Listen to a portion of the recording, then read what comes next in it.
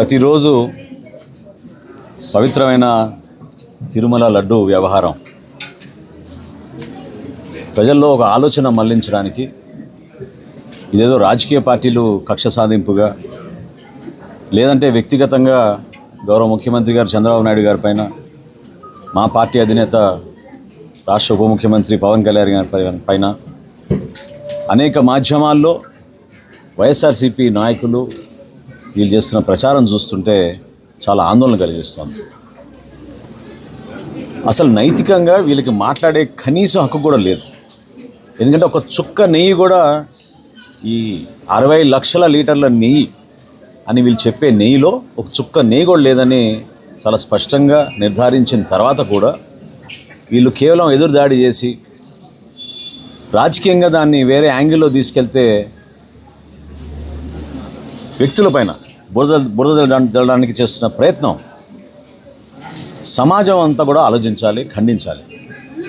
ఇది ఏదో పార్టీల పరంగా లేకపోతే ప్రభుత్వంలో దీని కక్ష సాధింపు కోసం తీసుకున్న చర్య అనే భావన ప్రజల్లో కలిగించడానికి కోసం వీళ్ళు చేస్తున్న ప్రయత్నాన్ని కూడా మీరు అందరూ కూడా గమనించాలి. అనేక సమావేశాల్లో పవన్ కళ్యాణ్ గారి ఆలోచనలు ఏ విధంగా హిందూ ధర్మాన్ని మనం కాపాడాలి, హిందూ ధర్మాన్ని కాపాడాలంటే ఇతర మతాలని కించపరచడమనో లేకపోతే వాళ్ళ ఆలోచనలకి గాయాలుపరచాలనో కాదు. కనీసం భక్తుడనే ఆలోచనతోటి ప్రతి వ్యక్తి ఇది మన బాధ్యత, ఇంత పొరపాటు జరిగింది, దీన్ని ఏ విధంగా ఒక ప్రక్షాళన జరిగి రాబోయే రోజుల్లో ఇటువంటి పొరపాట్లు ఇంకొకసారి జరగకుండా ఒక్క తిరుమలలో జరిగిన ఈ అంశం పైన ఈరోజు లోతుగా ఎందుకు అందరు చర్చించాల్సిన అవకాశం ఆలోచన రావాలనే దానిపై నేను ప్రయత్నం చేస్తున్నాను. నిన్న కరుణాకర్ గారు నాని గారు మాట్లాడుతూ అంటే 4 రోజుల క్రితం మా పార్టీ సమావేశంలో పవన్ కళ్యాణ్ గారు ప్రశ్నించారు, అయోధ్యకి పంపించిన లడ్డూల్లో కూడా ఈ విధంగా మీరు పంపించారనే ఒక బాధ భక్తుల్లో ఏ విధంగా నాటుకుపోతుందో తెలుసుకోవాలనే ఆలోచనతో ఆయన వివరించినప్పుడు నిన్న వీళ్ళు చెప్తారు అయోధ్యకు పంపించిన 1,00,000 లడ్డులు వేరే నెయ్యితో తయారు చేశామని. అంటే అది నిజమే అయితే మరొక్కసారి మీరు ఏ విధంగా మీరు చేసిన తప్పుని, మీరు ఉపయోగించిన పదార్థాలని, మీరు ఏ విధంగా ప్రజల్ని మోసం చేసి పరిపాలించారో ఈ 5 సంవత్సరాలు గుర్తు తెచ్చుకోవాలి. కొంతమంది వ్యక్తుల పేరు ప్రస్తావించారు, అది నేను ప్రస్తావించాను. కానీ మాకు వచ్చిన సమాచారం మేరకు 2 డైరీలు హైదరాబాద్లో ఉన్న వీకే డైరీ ఎసెన్షియల్స్ 1005 కిలోలు, అదేవిధంగా పరాగ్ మిల్క్ ఫుడ్స్ అనే పల్మనేరులో ఉన్న ఒక సంస్థ వాళ్ళ దగ్గర నుంచి 1005 కిలోలు అంటే 2010 కిలోల నెయ్యి ప్రత్యేకంగా అయోధ్య లడ్డుల కోసం తెప్పించి తయారు చేపించి పంపించామని వీళ్ళు ఈ రోజున అసలు నిస్సిగ్గుగా మాట్లాడడం అనేది చాలా బాధ కలిగిస్తుంది.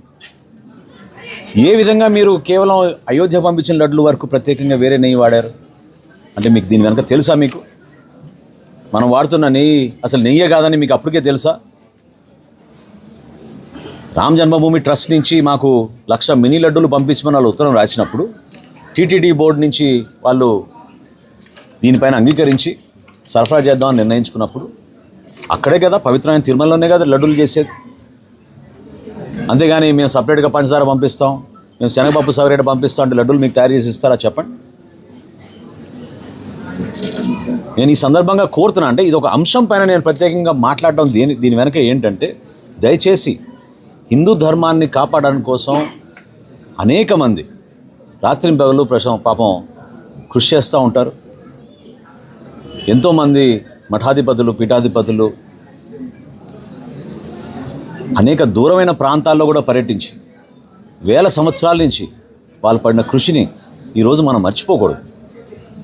దయచేసి ఇప్పుడైనా సరే ఈ పెద్దలందరూ కూడా ఒక వేదికగా ఏర్పాటు చేసి పార్టీలకు అతీతంగా, ఇది పార్టీలతో సంబంధించిన అంశమే కాదు, ఇది పరిపాలనలో గౌరవ ముఖ్యమంత్రి గారికి ఒక రిపోర్ట్ అందిన మేరకు చాలామంది భక్తులు గతంలో ఆవేదన వ్యక్తపరుస్తున్నప్పుడు తిరుమల పర్యటించినప్పుడు పవన్ కళ్యాణ్ గారి దృష్టికి కూడా చాలామంది పెద్దలు వచ్చి చెప్పడం జరిగింది. ఇక్కడ అనేక అపవిత్రత కార్యక్రమాలు జరుగుతున్నాయి, దయచేసి కాపాడండి అని మేము ప్రతిపక్షంలో ఉన్నప్పుడు ఆ అంశాలన్నీ కూడా గుర్తుకొచ్చి దీనిపైన సమగ్రమైన నివేదిక కోరినప్పుడు వచ్చిన వివరాలు చూసి మనందరం కూడా ఆశ్చర్యపోయి నిజంగా ఈ విధంగా చేయగలుగుతారా మీరు, ఎందుకు చేశారు అని దానిపైన మనం ప్రశ్నిస్తున్నప్పుడు ఈ రాజకీయ కోణం నుంచి చూడడం, పార్టీలకి అంటగట్టడం, పార్టీ అధినేతలకి అంటగట్టడం, ఇదేదో వ్యక్తిగతంగా ఒకరిపైన ఒకరు దాడులు చేసుకుంటాం అనే విషయం తీసుకెళ్ళడానికి చేస్తున్న ప్రయత్నాన్ని మనందరం కూడా ఖండించాలి.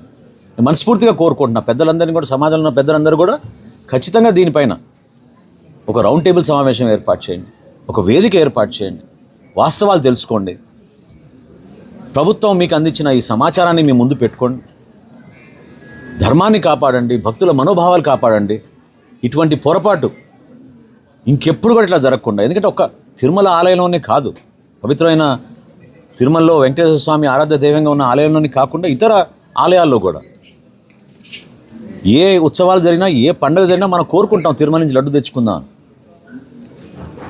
ఆ ఆలయాల్లో కూడా జరిగిన ఈ సరఫరా ద్వారా ఎంతమంది భక్తులకి మనోభావాలకి దెబ్బతినిందో అర్థం చేసుకుని మనం తప్పు జరిగిన విషయం వీళ్ళు అంగీకరించి మనస్తాపం చెంది వీళ్ళు క్షమించమని కోరాలిగా తప్ప ఈ రోజు ప్రెస్ మీట్లు పెట్టి ఎదురుదాడి చేసి ఒక పైశాచిక ఆనందం,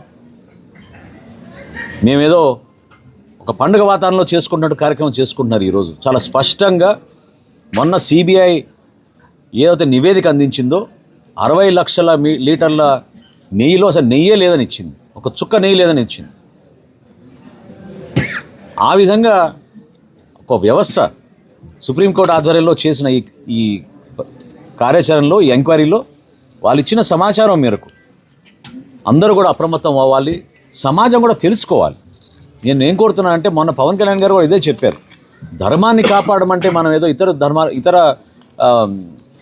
ఇతరులపైన మా దాడి చేయమని కాదు, ఇతరుల మనోభావాలు గాయపరచడానికి కోసం కాదు, 100% గర్వంగా హిందూ మతాన్ని, హిందూ ధర్మాన్ని కాపాడే ప్రతి ఒక్క భక్తుడిని ఆ విధంగా ఈ సమస్య పైన అవగాహన తెచ్చుకుని ముందుకెళ్ళాలి, ధైర్యంగా మాట్లాడాలనే విషయం మరొకసారి ప్రజలందరూ కూడా నేను గుర్తు చేస్తాను.